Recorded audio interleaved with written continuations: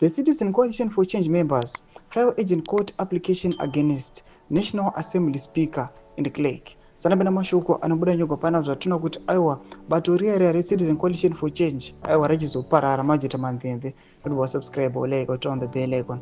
Tipina panapa mzimu ayamudanyira vachiti the Citizen Coalition for Change CCC and several of its members have filed an urgent court application at the High Court in Harare, seeking a declaratory order and the relief against changes made to the parliamentary standing rules and orders. The application challenges the legality of the recent amendments that led to their alleged unconstitutional exclusion from parliamentary committees.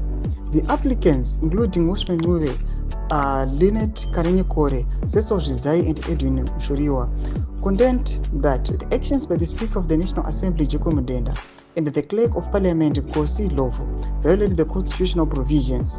The case, prepared by Matonzi Nuwe Law Chambers, calls for the court to nullify the amendments and restore their positions. The legal battle comes amid growing tensions between the opposition and the ruling ZANU-PF in Zimbabwe's parliament.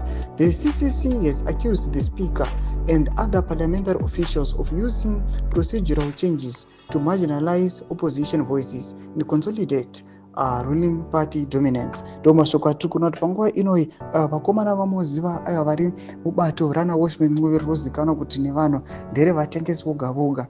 Vakomana ava tichiona kuti voisangana nereality yavo, zvatiri kuona kuti aiwa vanaSimzo Chabangu nemaTruclas anozikanwa nevanhu kuti vakomana ava aiwa vakomana veZANU-PF zvemachokwadi. Panapa vochiva vachivafaya vachivachinja mapositions pachiitwa mareshuffle. Zvatiri kuona vakomana vakuendesa vachinosungisa vana mudhenda vanoisa nhau dzavo kumakoti. Tiri kuona kuti vanhu vanyasa kubuda pachena vachiti apa pana zvavari kumboita apa. Vakomana mari dzavakadya aiwa dzakatokwana, ngavachimirirawo vamwe vapindewo vashandisiwewo. Tudze mafungiro enyu kuti kudii pamusoro pechitiko ichi. Ina comment section medu, sana subscribe or like, turn on the bell icon.